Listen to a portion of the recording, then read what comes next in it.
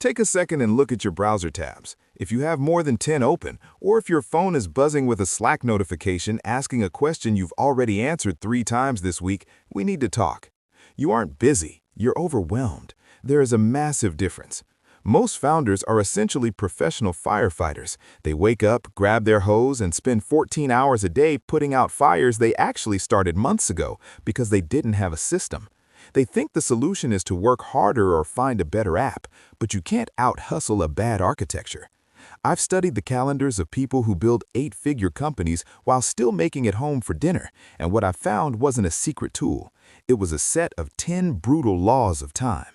If you follow them, you stop being the engine of your business and start being the architect.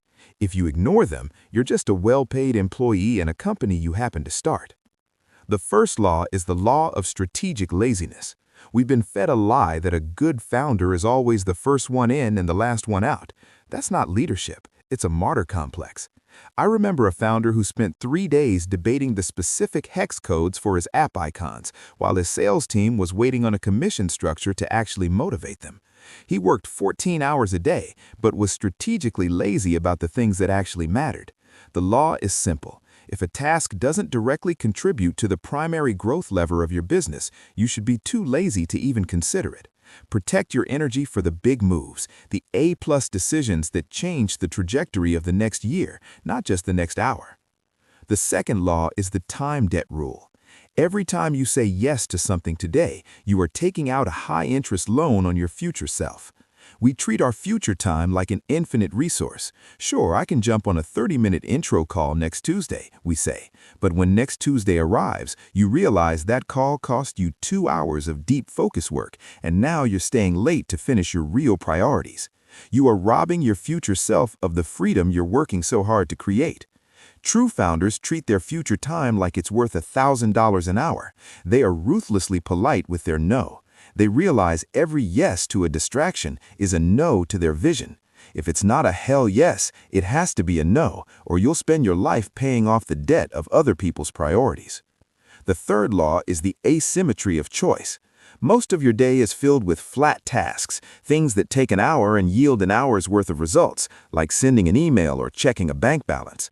But the top 1% of founders look for asymmetrical tasks. These take 2 hours of effort, but yield 100 hours of results over time. I call this time creation.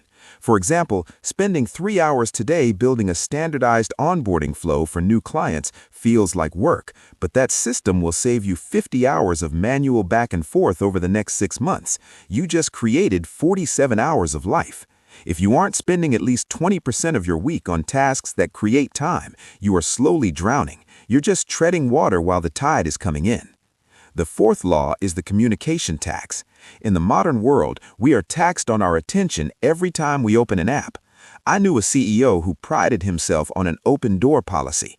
The result? He was interrupted every 11 minutes. He hadn't finished a complex thought in 3 years. He was paying a 90% tax on his brain power just to feel helpful. True leadership requires the habit of disappearing. You need blocks of time where you are unreachable. No Slack, no email, no quick questions. If your business collapses because you were offline for 3 hours, you don't have a business, you have a crisis. The goal is to build a team that functions without your constant input. That only happens if you stop paying the tax and start forcing them to solve their own problems. If you're listening to this and you feel that familiar knot in your stomach, that feeling that you're the bottleneck for everything, it doesn't have to be this way. If you want to start fixing your business today, we've put together a free checklist that does the heavy lifting for you. It takes about 15 minutes to go through, but it's designed to help you reclaim 10 or more hours of your week by identifying the leaks you're currently ignoring. You can find the link in the description below. It's the simplest way to move from firefighter to founder without having to change your entire personality overnight. The fifth law is energy arbitrage. Stop trying to manage your time and start managing your biology. We all have peak states and valley states. If you are a morning person and you spend your 8 a.m. to 10 a.m. block clearing your inbox, you are committing a crime against your potential. You're using high-octane fuel to drive to the grocery store. The most effective founders match their hardest tasks to their highest energy. They do the deep strategy, the hard conversations, and the creative work when their brain is at 100%.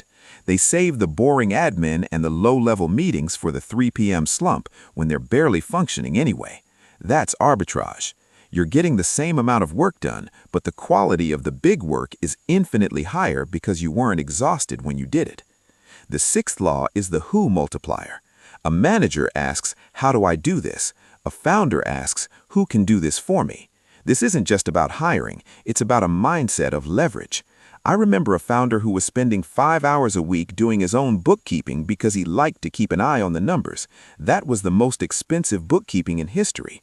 He was paying himself his CEO rate to do $25 an hour work. By hiring a pro, he didn't just get those 5 hours back, he got the mental clarity of knowing it was being done perfectly.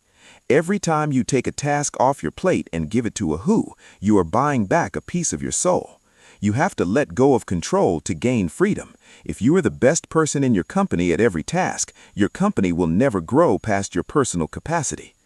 The seventh law is the rule of 3 priorities. If you have 10 priorities, you have 0. Your brain can only truly focus on about 3 major objectives at a time. The rest is just noise. The overwhelmed founder has a to-do list that looks like a CVS receipt. The elite founder has a list with 3 things on it, and they don't move to number 4 until number 1 is dead. I call this aggressively focused. It's the ability to ignore a good opportunity to pursue a great one. You have to be okay with the little things being messy if it means the big things are moving forward. A garden always has a few weeds, but as long as the trees are bearing fruit, the garden is a success. Stop trying to pull every weed and start watering the trees. The 8th law is the friction audit. Most of your time isn't lost to big disasters, it's lost to micro friction. It's the software that takes 30 seconds too long to load. It's the team member who always sends vague emails that require 3 follow-ups to understand. It's the organized file system that forces you to search for 10 minutes every time you need a contract. These things seem small, but they aggregate into a massive drag on your life. Once a month, do a friction audit. List everything that annoyed you for even 5 seconds and find a systemic fix. Fix the process, buy the better tool, or set the new boundary. If you remove 1% of the friction every week, by the end of the year, you're moving at a speed you didn't think was possible. The 9th law is the recovery mandate. High performance is a cycle, not a constant state. You cannot be on 24/7 and expect to make good decisions. I've seen so many founders wear their lack of sleep like a badge of honor, but all I see is a leader whose judgment is impaired. If you're exhausted, you're prone to decision fatigue, taking the path of least resistance rather than the path of highest growth. Rest is not a reward for work, it is a requirement. The best founders schedule their recovery with the same intensity they schedule their board meetings. They know a refreshed brain can solve in 10 minutes what a tired brain can't solve in 10 hours. You're not a machine, you're an athlete. Start training like one. The 10th and final law is the law of systemic exit. Every task you perform today should be done with the intention of never having to do it again. You are building a machine, not a monument to yourself. This means you aren't just doing the work, you're designing how the work gets done. You're creating the manual, the checklist, and the automation. The ultimate goal is to become the most unnecessary person in the room. When you can step away and the business continues to thrive, you haven't just managed your time, you've conquered it.